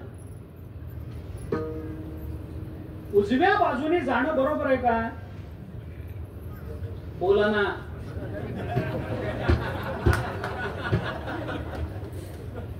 रस्त्याच्या डाव्या बाजूने जावं का उजव्या? डाव्या. राष्ट्रपती कोणत्या बाजूने गेले? उजव्या. मग राष्ट्रपतींच्या गाड्या उजव्या बाजूने गेल्या, हे बरोबर आहे का चुकलं? चुकलं म्हणत असाल तर त्यांच्या नावची पावती फाटली का? नाही. मग ज्या अर्थी पावती फाटली नाही त्या अर्थी बरोबर आहे का चूक आहे? बरोबर आहे. म्हणजे उजव्या बाजूने जाणं बरोबर आहे. आता तुम्ही बोलला ना, असं काय करता? आता तुम्ही बोलला ना, उजव्या बाजूने जाणं बरोबर आहे की नाही? बोला ना. उजव्या बाजूने जाणं बरोबर आहे का नाही? गाड्या उजव्या बाजूने जाणं बरोबर आहे का नाही? मग आपण सगळेच जाऊ ना, बरोबर आहे का? नाही. डाव्या बाजूने जाऊ का? आता हे रात्रभर चालू ठेवू का मी तुमच्या करता? विचार सांगा ना मला. राष्ट्रपतीच्या गाड्या कायदा मोडून उजव्या बाजूने गेल्या, हे बरोबर आहे का चुकलं? नियम मोडला का नियम पाळला गेला? मोडला तर एक पावती द्या, त्याला दंड वसूल करा. मोडला का? मोडला नाही. का मोडला नाही? कारण ते राष्ट्रपती आहेत म्हणून. राष्ट्रपती जरी नियम असला तरी त्या नियमाला राष्ट्रपती जसा अपवाद असतो तसं कर्म केल्यावर भोगावं लागेल हा नियम जरी सगळ्याला असला तरी संत महात्मे म्हणजे राष्ट्रपतींच्या गाड्या असल्यासारखा अपवाद आहे.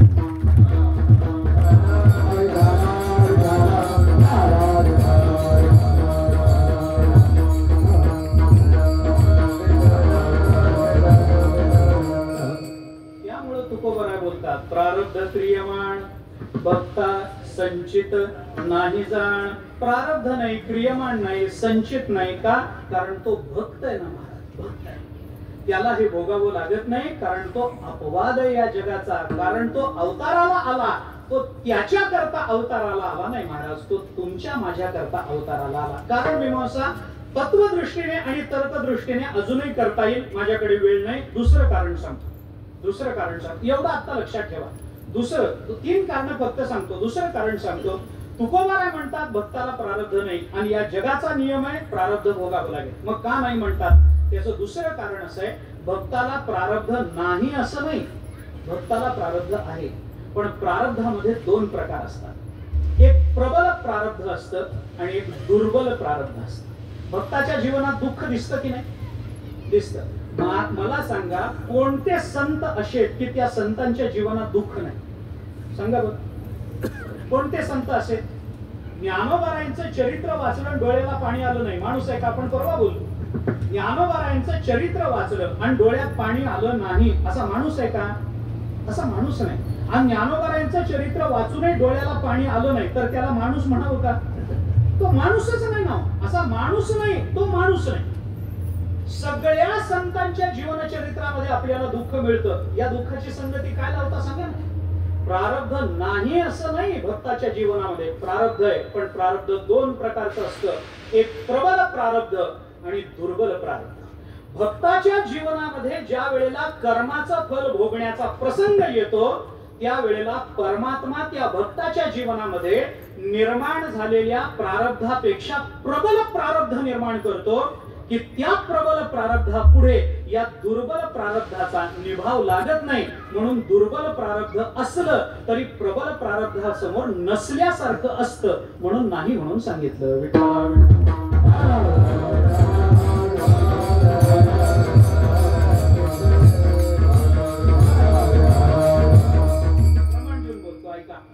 एखाद्या भक्ताच्या जीवनामध्ये दुःख निर्माण झालं, दुःख निर्माण झालं, प्रारब्धाचा परिणाम म्हणून दुःख निर्माण झालं. लोक प्रारब्ध मानायला तयार होत नाही. पूर्वजन्मातल्या कर्माचा तो विपाक आहे हे मान्य होत नाही. आम्हाला कधी कधी लोक भेटून सांगतात, महाराज आमचं बघावं असं आहे. मी परवाच बोललो ना, आम्ही कुणाच्या आध्यात नाही मध्यात नाही. अरे मागच्या जन्मी सगळ्याच्या मध्यात तूच होतास, आता काय आध्यात नाही मध्यात नाही म्हणतो तू? मागच्या त्याच्याशिवाय एवढं दुःख भोगायला मिळेल का? एखाद्या भक्ताच्या जीवनामध्ये दुःख निर्माण झालं तर परमात्मा त्या भक्ताच्या जीवनात आनंदाचे असे प्रसंग निर्माण करतो की त्या आनंदापुढे हे सगळं दुःख त्याला बाद वाटायला लागतं. त्या दुःखाची जाणीवच होते. भाग गेला क्षीण गेला, भाग गेला क्षीण गेला, भाग गेला क्षीण गेला.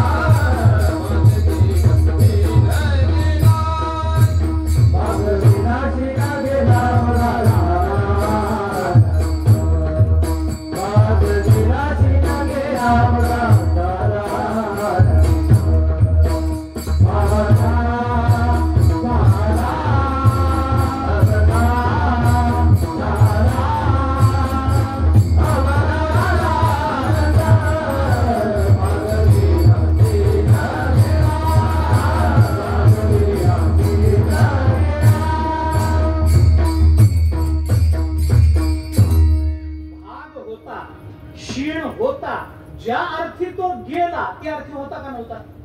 भाग आपण म्हणतो ना, थकला भागला जीव आहे. भाग म्हणजे काय याचा वेगवेगळा विचार मला सांगायचं नाही. पण क्षीण होता की नाही? क्षीण म्हणजे दुःख आहे का नाही? दुःख होता ना, होतं. भाग होता ना, होता. पण गेला ना, कशामुळे गेला? कशामुळे गेला? एकच कारण आहे, आता कुठे धावे मन तुझे चरण देखील भाग गेला क्षीण गेला अवघा झाला आनंद. तुझ्या चरणाच्या दर्शनाने जो अवघा आनंद झाला त्या आनंदापुढे आमच्या प्रारब्धानं निर्माण झालेला भाग आणि क्षीण निघून जर गेला असेल आणि आम्हाला जर फक्त आनंदाचीच अनुभूती येत असेल तर भक्ताला प्रारब्ध नाही असं तुकोबाराय म्हणतात. त्याच्यात चूक काहीही नाही हे लक्षात घ्या. एक प्रबल आणि दुर्बल प्रारब्धाच्या रूपानं विचारात घेता येईल. तिसरा एक विचार सांगतो. तुकोबाराय म्हणतात भक्ताला प्रारब्ध नाही. शेवटचा विचार सांगून थांबतो. भक्ताला प्रारब्ध नाही. का प्रारब्ध नाही त्याचं कारण सांगतो. विस्तार करत नाही. त्याच्या मागची गोष्ट सांगतो. रामायणात चला आपण. रामायणामध्ये कथा आहे.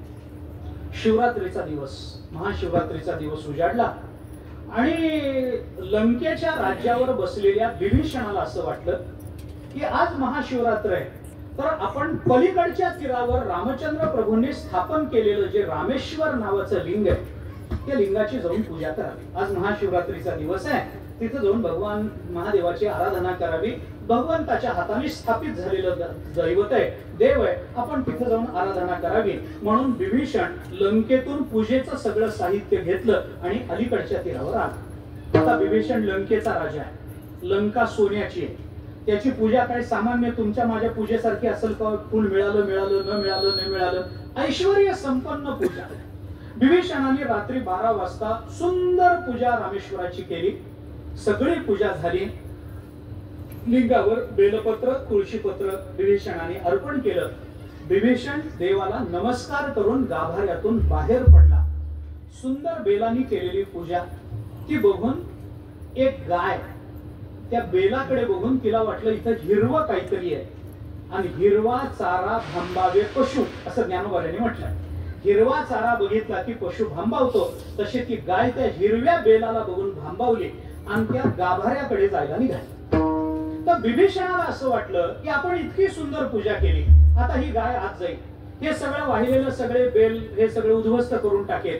इतकी सुंदर पूजा आपण केली त्याला चाटून वगैरे सगळं घाण करून टाकेल. पूजा उद्ध्वस्त करेल. या गायीला आत जाऊ देऊ नये. तिला हाकलावं म्हणून विभीषण आता गायीला हाकलायचं म्हणजे काय करायचं? आपण काय करतो? खाली वागतो. एखादं दगड उचलल्याचं नाटक करतो. गायीकडे फेकल्याचं नाटक करतो. ती बिचारी घाबरते माघारी फिरते. तसं कुंभकर्ण खाली वाकला. त्याला एक वाळलेली गवताची काडी आत जाताना दुर्वा काही पडल्या होत्या त्याच्यात एक वाळलेली गवताची काडी ती विभीषणाच्या हाताला लागली. विभीषणाने ती वाळलेली गवताची काडी ते पात उचललं आणि गायीला हात म्हणून फेकून मारलं. एवढी काडी गायीला लागली आणि गाय मरून पडली. रामायणातली कथा आहे. गाय मरून पडली. अशी कशी मेली? आता तिचं प्रारब्ध होतं विभीषणाच्या हातून मरायचं. आपण काय करणार? मेली. काडी फेकायला आणि गायीचं प्रारब्ध संपायला गाठ पडली असेल.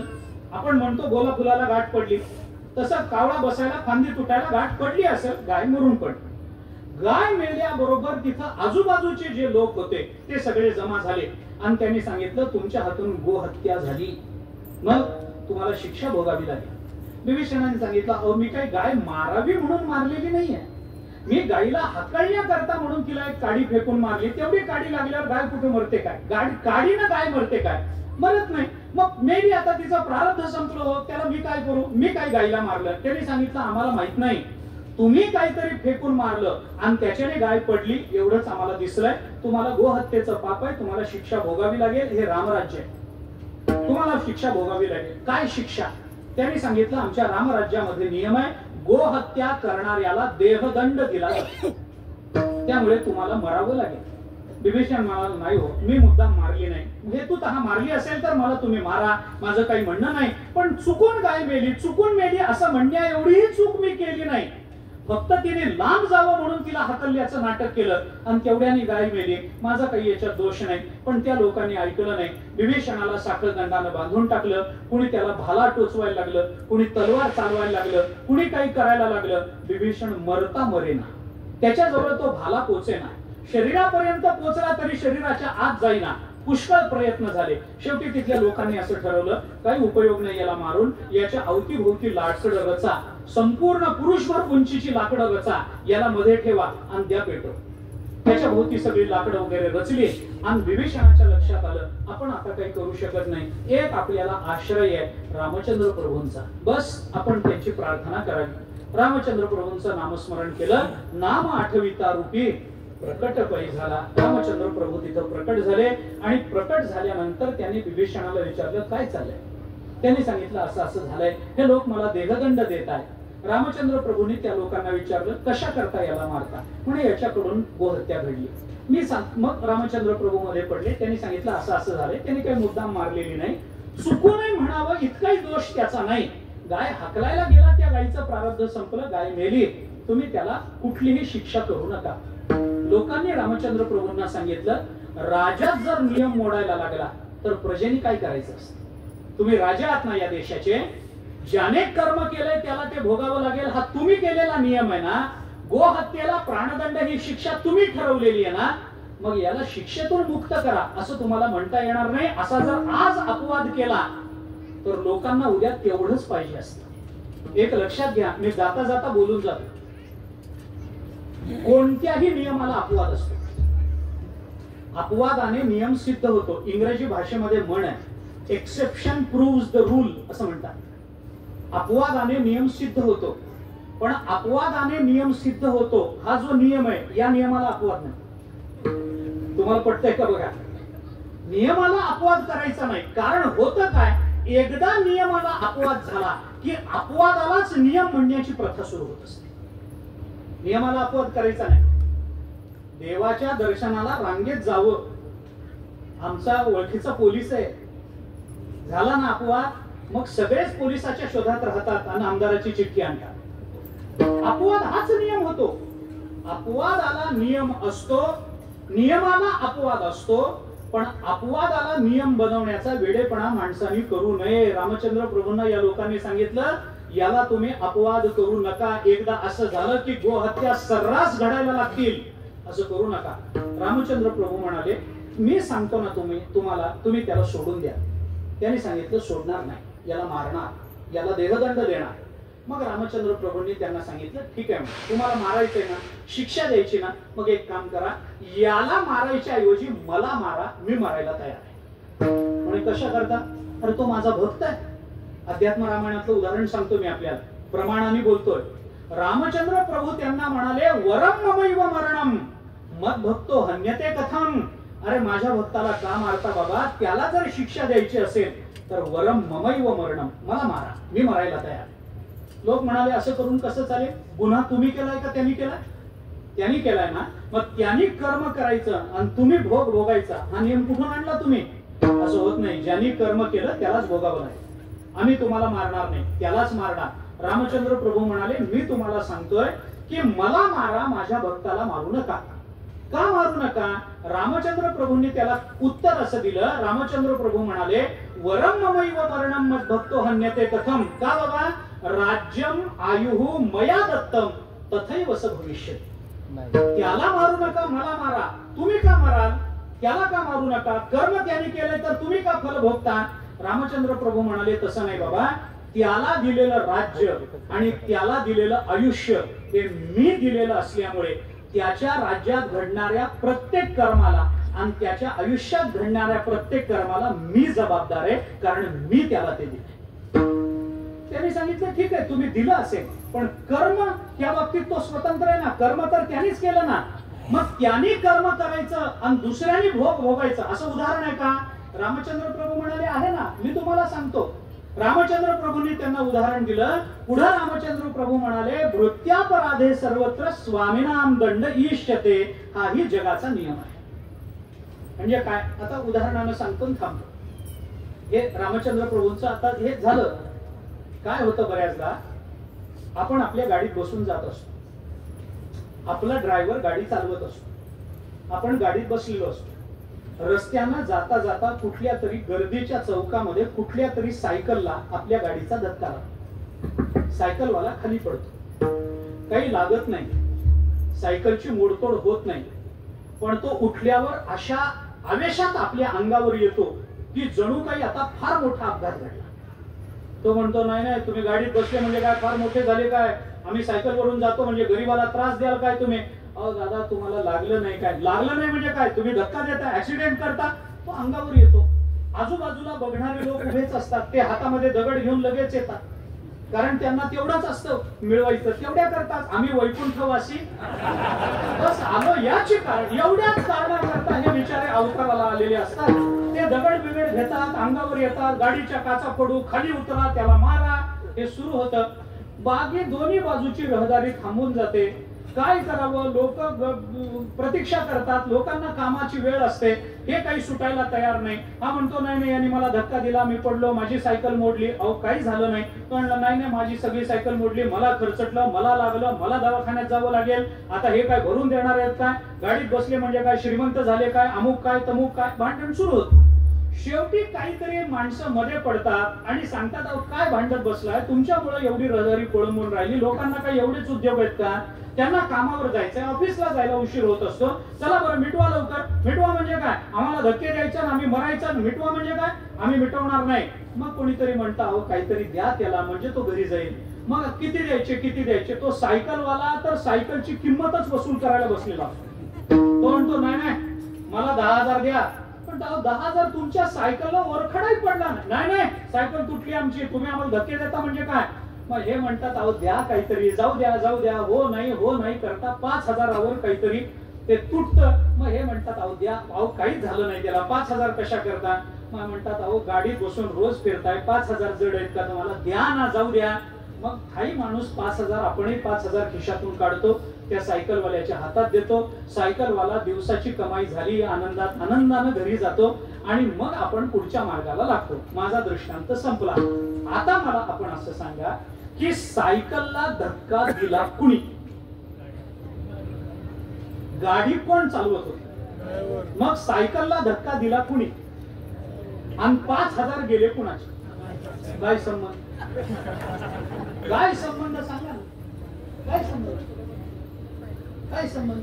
धक्का द्यायचा ड्रायव्हरनी आणि 5,000 भरायचे मालकाने, ज्याने कर्म केलं त्यांनी भोगावं ना.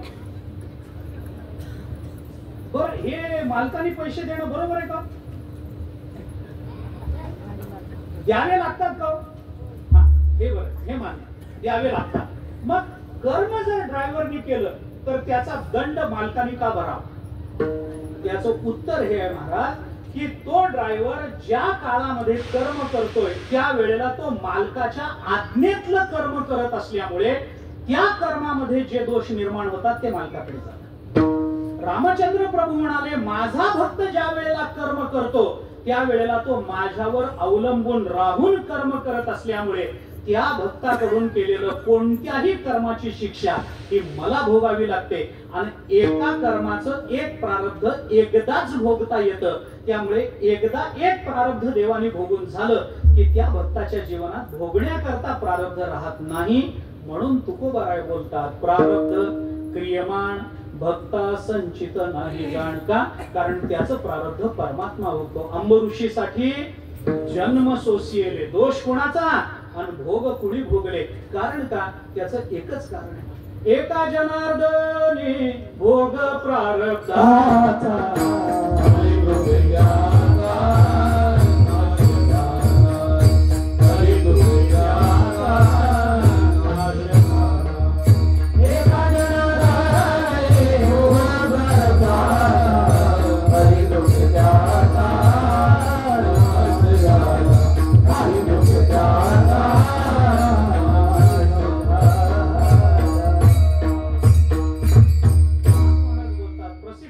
सर्वांच्या पाठातलं एका जनार्दनी भोग प्रारब्धाचा संचिताचा नाही, क्रियमाणाचा नाही, भोग प्रारब्धाचा.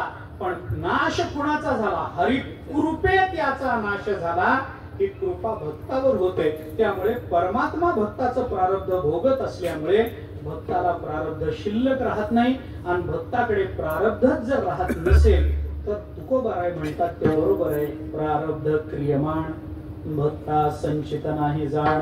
अवघा देवचे झाला पाही भरोनिया अंतर्बाही. तुकोबाराय म्हणून भक्ताला प्रारब्ध नाही असं म्हणतात. भक्त या जगताच्या सगळ्या नियमातून बाजूला ठेवला जातो. संतांना कोणतेही नियम पाळावे लागत नाही, ना धर्माचे नियम तुकोबारायांना पाळावे लागले, ना कर्माचे नियम पाळावे लागले, ना कशाचे नियम पाळावे लागले. कुठलेही नियम धर्म संत धर्माचं पालन करत नाहीत. संत जे वागतात त्याला नंतर धर्म म्हटलं जात असतात, हे लक्षात ठेवा. तुकोबाराय धर्म पालन करणारे होते का नव्हते हा मुद्दाच नाही, पण तुकोबारायांनी धर्म पाळला नाही, कारण तुकोबारायांनी जे पालन केलं तो नंतर जगाकरता धर्म ठरतो, हे आपण लक्षात घेतलं पाहिजे. हे सगळं त्यांच्या सत्तेत आहे. म्हणून संतांचा भक्ताचा विचार करताना असा अलौकिक अपूर्व आणि अद्वितीयत्वाने विचार केला पाहिजे, हे तुकोबाराय आपल्याला सांगतात. आणि भक्ताच्या संबंधानं तसा विचार करण्याकरता नित्य ज्ञानेश्वरी गाथ्याचं चिंतन तुमच्या आमच्याकडून झालं पाहिजे. कारण आम्हाला भक्त कळेल तर तुकोबारायांच्या गाथ्यातूनच कळेल, ज्ञानोबारायांच्या ज्ञानेश्वरीतूनच आपल्याला भक्त कळेल, हे लक्षात घ्या. त्या भक्ताचं स्वरूप आदर्श म्हणून डोळ्यासमोर ठेवून आपण त्या दृष्टीनं आपल्या जीवनाची वाटचाल करावी. काही नाही, भक्त काय करतो म्हणून भक्त होतो, काही नाही. आपलं प्रत्येक कर्म भगवंताला समर्पित करणं आणि भगवंताचा दास म्हणून जगणं याच्यातच भक्ताचं भक्तपण अवलंबून आहे, हे आपण लक्षात घेतलं पाहिजे. जे जे काही करीतो देवा ते ते सेवा समर्पे, भेद नाही सर्वात मना नारायणा तुझ मज, हे तुकोबाराय सांगतात. त्यामुळे ते कर्म, त्या कर्माची फळं त्यांना भोगावी लागत नाहीत. अशी अनेक पद्धतीनं संगती त्याला लावता येऊ शकते. विषय आपला संपला, वेळ आपली संपली. याच्याकरता ज्ञानेश्वरी गाथ्याचं चिंतन करा, एवढी प्रार्थना आपल्या सर्वांच्या चरणावर मस्तक ठेवून करतो. थोडा वेळ ज्ञानेश्वरी वाचा, थोडा वेळ गाथा वाचा, थोडा वेळ रामकृष्ण हरीचं भजन करा. फार वेळ लागत नाही महाराज, थोडा वेळ सकाळी, दुपारी, संध्याकाळी, रात्री झोपताना. पण आपला दिवस ज्ञानेश्वरी गाथा वाचल्याशिवाय संपवायचा नाही, एवढा नियम जरी आपण केला तरी कालांतराने आपणही भगवंताचे लाडके भक्त होऊ. आपल्या भावनेची जेवढी तीव्रता अधिक राहते तेवढं भक्त पण आपल्या अधिक जवळ येत राहतं, हे आपण लक्षात घ्या. आणि तीव्र भावानं, तीव्र अंतःकरणानं भगवंताला समर्पित होऊन आपण नामस्मरण करा.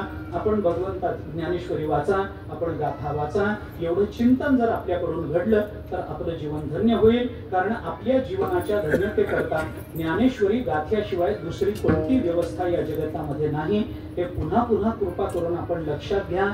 ज्ञानेश्वरी गाथ्याला शरण गेल्याशिवाय आपल्याला मोठं होता येणार नाही, आपल्याला धन्य होता येणार नाही, आपल्या जीवनामध्ये आनंद प्राप्त करून घेता येणार नाही. आपल्या जीवनात आनंद येईल तर तो तुकोबारायांच्या अक्षरातूनच येईल, तो ज्ञानोबारायांच्या अक्षरातूनच येईल. आपल्या जीवनात आनंद येण्याचा दुसरा कोणताही मार्ग या जगताच्या पाठीवर उपलब्ध नाही, हे आपण कृपा करून लक्षात घ्या. सगळ्यांच्या पुन्हा पुन्हा पाया पडतो, हात जोडतो, पायावर डोकं ठेवतो, पण ज्ञानेश्वरी वाचण्याची प्रार्थना करतो. ज्ञानेश्वरी वाचा, गाथा वाचा, हरिपाठ म्हणा, रामकृष्ण हरी म्हणत चला. याच्याने आपलं जीवन धन्य होणार आहे. तशा धन्यतेच्या प्रेरणा भगवंतानी, संतांनी तुम्हाला आम्हाला द्याव्यात. तुमचं आमचं जीवन धन्य करावं याच्याकरता भगवंताच्या चरणी प्रार्थना करू. झालेली सेवा संतांच्या, सद्गुरूच्या, परमात्म्याच्या, भगवंताच्या, वैकुंठवासी हरिभक्तीपरायण श्री पांडुरंग महाराजांच्या चरणी आणि तुम्हा सर्व श्रोत्यांच्या चरणी समर्पित करतो. वाणीला विराम देतो. ज्ञानेश्वर